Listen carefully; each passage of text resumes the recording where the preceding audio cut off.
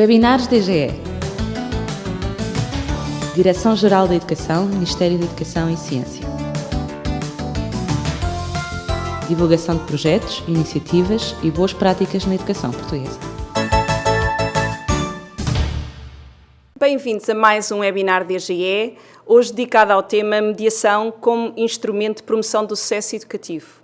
Para conversar connosco, temos como convidada a doutora Fátima Matos, que é licenciada em Serviço Social, com várias pós-graduações, nomeadamente em Direito de Família e Menores e Mediação Familiar, com uma vasta experiência profissional ao nível da coordenação de programas e de equipas de projetos nas áreas da intervenção comunitária, da violência doméstica, foi coordenadora nacional do PIEC, Programa para a Inclusão e Cidadania, formadora de várias áreas de professores, orientadora de estágios curriculares e hoje é técnica num agrupamento TAPE, tem a seu cargo como responsável o Gabinete de Intervenção Psicossocial. Obrigada por ter aceito o nosso convite, desde já estamos muito gratos por isso. Gostaria de começar por lhe pedir para, na sua opinião, o que é a mediação em contexto escolar. Muito bem, antes de definir o conceito de mediação, eu quero também aproveitar a oportunidade para agradecer em meu nome pessoal e em nome do Agrupamento de Escolas Marquesa da Lorna a oportunidade de estar convosco a partilhar alguma da minha experiência e alguns dos meus pensamentos sobre o que é isto da mediação escolar. Relativamente ao conceito, eu defendo, e é um conceito meu, baseado em várias leituras e em vários teóricos, que a mediação escolar é o conjunto de estratégias e medidas levadas a cabo por uma equipa multidisciplinar que tem como objetivo a promoção do sucesso educativo. E intervém em dois eixos, a prevenção e a reparação ou remediação. E ao nível da prevenção, como é que, já que nós queremos prevenir essencialmente o abandono escolar, para depois promovermos o sucesso, não é?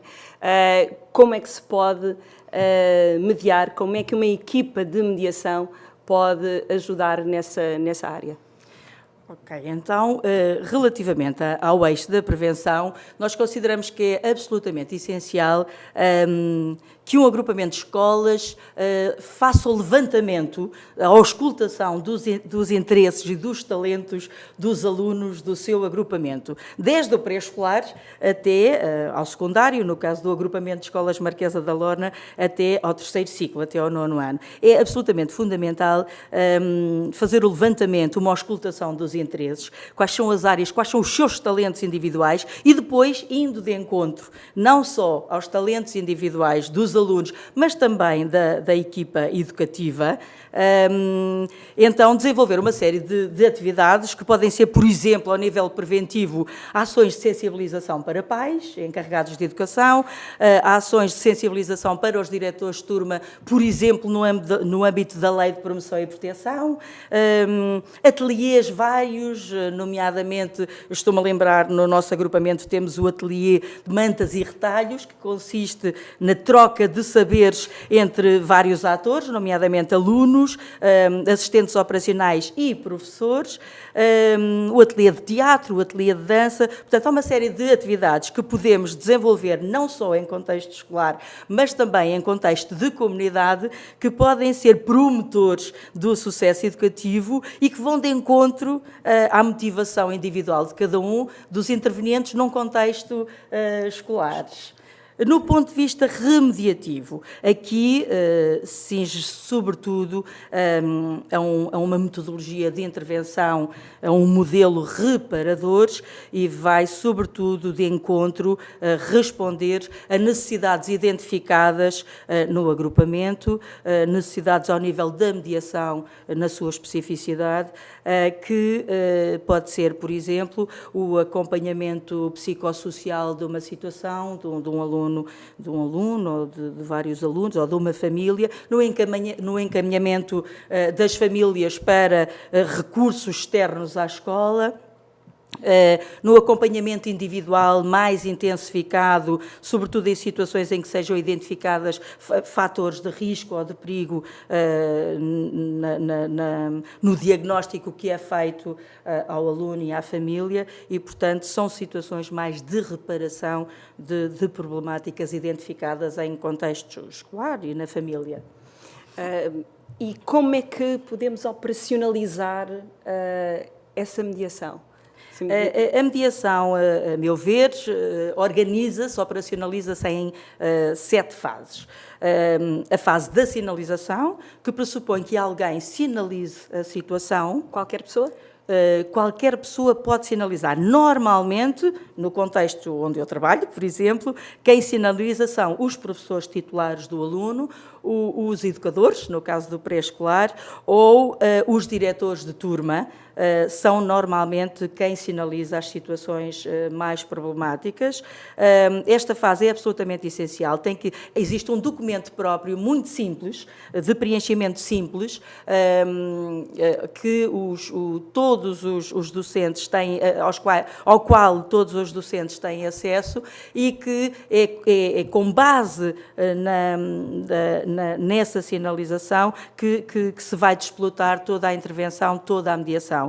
A segunda fase, identifica uma segunda fase, que é a fase do diagnóstico, e aqui julgo eu que tecnicamente é a fase mais importante e é aquela fase em que nós devemos perder, e aqui o perder para depois mais tarde ganhar, perder algum tempo nesta fase de diagnóstico, porque é importante perceber todas as causas que estão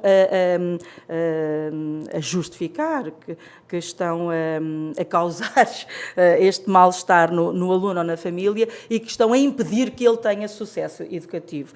E, portanto, esta fase do diagnóstico, também temos um documento próprio onde vamos verificar nas várias dimensões, habitação, por exemplo, saúde, justiça, familiar, nas várias dimensões do diagnóstico, perceber quais são os fatores que estão, de facto, a prejudicar o sucesso educativo do aluno.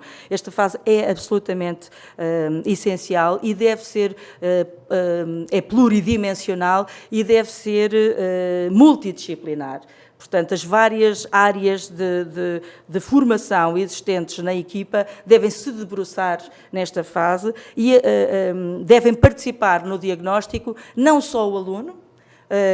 Devemos nos debruçar sobre a história de vida e sobre o processo escolar, o percurso escolar do aluno, mas também chamar a família, perceber qual é o contexto socioeconómico e cultural desta família e envolver também parceiros neste diagnóstico é absolutamente fundamental. Posteriormente ao diagnóstico, a equipa deve reunir e deve perceber, negociando com a família e com os parceiros a envolver, quais são as melhores estratégias a desenvolver, a pôr em prática no plano de intervenção, definir um plano de intervenção e aqui envolvendo sempre os interessados no plano de intervenção, não só o aluno, mas também a família e os parceiros. E que parceiros podem ser esses? Que parceiros? Olha, existem parceiros que são absolutamente essenciais nestes casos mais desfavorecidos, nomeadamente na cidade de Lisboa, a Santa Casa da Misericórdia de Lisboa é um parceiro absolutamente essencial. A Comissão de Proteção de Crianças e Jovens é também normalmente um parceiro ao qual recorremos para participar neste diagnóstico. E IPSS que desenvolvam atividades no contexto, no território de residência do aluno, associações várias, por exemplo, o aluno pode estar a praticar futebol num clube desportivo da zona de residência. É importante também percebermos o que é que está a acontecer, como é que está a correr esse percurso na vida do aluno. E, portanto, há uma série de parceiros que é fundamental envolver neste diagnóstico e também depois na redação, na elaboração do plano de intervenção. O acompanhamento, depois de definir o plano de intervenção e de procedermos aos vários encaminhamentos consoante as problemáticas identificadas, é importante que um técnico fique com a responsabilidade de acompanhar cada uma das situações, em conjunto com o outro técnico ou não, se não se justificar. Mas este acompanhamento, esta monitorização permanente é absolutamente essencial para percebermos a evolução da situação. Portanto, é essencial monitorizar e avaliar frequentemente o processo desta mediação, desta intervenção. A avaliação do processo é absolutamente essencial, é outra das fases, para redefinirmos a intervenção, caso se justifique. Portanto, o processo de intervenção, ou de mediação, neste caso, deve ser permanentemente avaliado e monitorizado, porque pode-se justificar, e justifica-se muitas vezes, a redefinição da mediação e do plano de intervenção. E quando falamos aqui de acompanhamento, de definição de intervenção, sendo uma equipa multidisciplinar, temos aqui vários papéis, não é? Temos o técnico, temos o professor, que pode ser o professor titular de turma, no caso do primeiro ciclo, diretor de turma, um outro professor qualquer, não é? Sim. E temos a gestão, a escola, a gestão de topo, as lideranças intermédias. Que papel tem cada um neste processo de mediação ou de intervenção? Eu sei que a doutora Fátima gosta mais do tema da designação, intervenção e não mediação, não é? Mas, seja ela qual for, o objetivo final é o mesmo. Exatamente, esse é que é o importante. Que papel pode dar alguma direção para... Que papel tem o professor, que papel tem o gestor nesta mediação? No caso concreto do modelo que estamos a operacionalizar no agrupamento de escolas Marquesa da Norna, existe uma equipa multidisciplinar que é constituída pelo técnico de servicial, pela psicóloga e por dois elementos, a coordenadora dos diretores de turma e a pessoa da direção responsável pela área dos alunos. Portanto, são estes 4 elementos. Portanto, de certa forma, na equipa multidisciplinar estão estes quatro interventores e estão estes 4 níveis de hierárquico, digamos assim, ou funcional do agrupamento de escolas. Portanto, está representada a direção, não é? Através da pessoa que tem a área dos alunos, estão representados os professores através do coordenador dos diretores de turma, está representada a psicologia e a orientação vocacional através da psicóloga, está representado o servicial através do técnico de servicial. Existe uma periodicidade para reunião semanal. Portanto, a equipa reúne-se todas as semanas para discutir os casos identificados e analisados ao longo daquela semana e também para discutir, analisar e refletir sobre os vários instrumentos de monitorização que são levados a cabo e que são utilizados por esta equipa multidisciplinar. E, portanto, essa reunião semanal é absolutamente essencial e o papel de cada um, eu acho que o segredo passa muito por nós termos muito claro na nossa cabeça qual é o papel de cada um, evidentemente, mas também que o segredo passa muito pela rentabilização dos recursos e pela distribuição de tarefas nesta metodologia de intervenção, da mediação escolar. E, portanto, compete, relativamente aos papéis, compete à direção coordenar a equipa, portanto, é o papel da direção, é garantir que a equipa e dar condições à equipa para que a equipa reúna com regularidade e dar condições também de recursos para que a equipa tenha condições para levar a cabo o seu trabalho com qualidade, eficácia e eficiência. E, portanto, relativamente à direção, eu penso que passa muito por aqui e a intervenção da equipa multidisciplinar tem que ir de encontro também aos objetivos definidos no projeto educativo do agrupamento e nos planos de melhoria, em todos os instrumentos de planeamento que estão a ser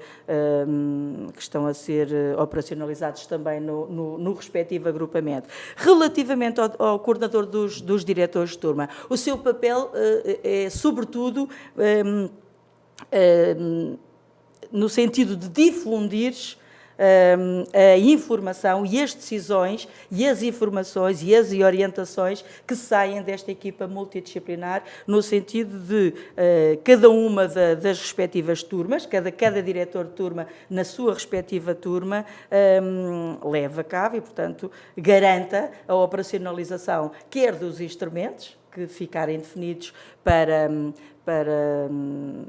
serem utilizados, quer também no sentido de difundir a informação e as decisões que são tomadas em reunião. O Serviço de Psicologia e Orientação está muito mais vocacionado aqui nesta equipa para as questões da orientação vocacional, mas também para as questões da competencialização de cada um dos alunos. Portanto, nós temos ações de capacitação individual e de grupo-turma, quando são identificadas as turmas que são consideradas mais problemáticas, portanto, através da monitorização, nomeadamente do GAP, dos alunos que são encaminhados para o Gabinete de Apoio ao Aluno. Portanto, nós conseguimos identificar quais são as turmas consideradas prioritárias de intervenção, ou mais desafiantes, como eu gosto de dizer, e, portanto, o psicólogo terá muito à sua responsabilidade estas questões de garantir as ações, operacionalizar as ações de capacitação, quer individual, quer grupais de turma.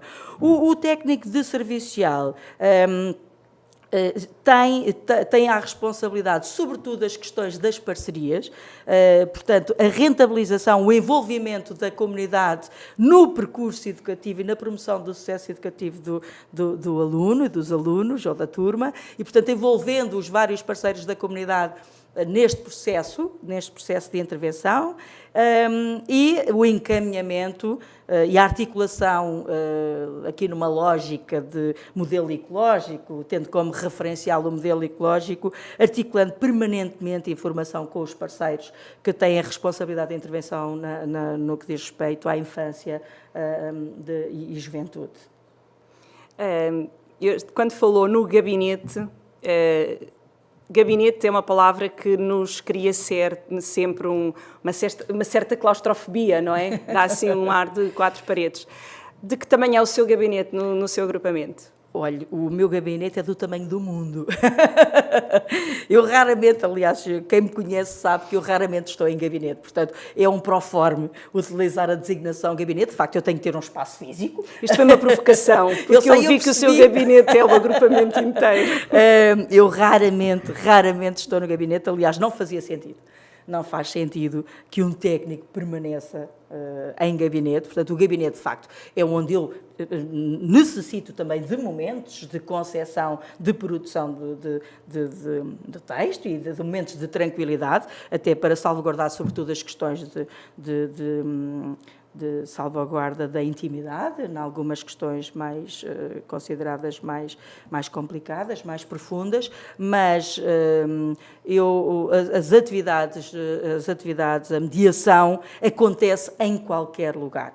Acontece na fila para o bares, acontece na sala dos professores, acontece no corredor, uma grande parte acontece nos intervalos, no recreio, portanto, na parte exterior da escola, e acontece muitas vezes à porta do agrupamento. Muitas vezes à porta do agrupamento, e acontece na comunidade, porque o GIPS, o Gabinete de Intervenção Psicossocial, interage, tenta garantir aqui uma articulação permanente entre a educação formal e a educação não formal. E, portanto, nós articulamos permanentemente com as instituições nas quais alguns dos nossos alunos, que são considerados mais desafiantes, estão a desenvolver atividades na comunidade. E, portanto, o meu gabinete vai até onde estejam os nossos alunos. Doutora Fátima, agradeço-lhe imenso a disponibilidade. Nós ficaríamos aqui a tarde inteira, porque sei que tem muito mais para nos dizer. vamos tentar que venha cá mais algumas vezes. Entretanto, resta-me dizer que existem uns documentos que ficam em anexo a este webinar, nomeadamente uma ficha de sinalização, uma ficha de diagnóstico e um plano de intervenção psicossocial que podem servir para que outros adaptem, usem. E obrigada pela generosidade de nos disponibilizar os seus documentos. Obrigada eu espero que sejam inspiradores. Os documentos estão sempre em aberto, são sempre modificáveis e, portanto, o que eu espero é que esta minha partilha tenha sido útil e disponham. Obrigada eu. Foi um prazer, foi um gosto enorme estar aqui convosco. O gosto foi meu, pessoalmente.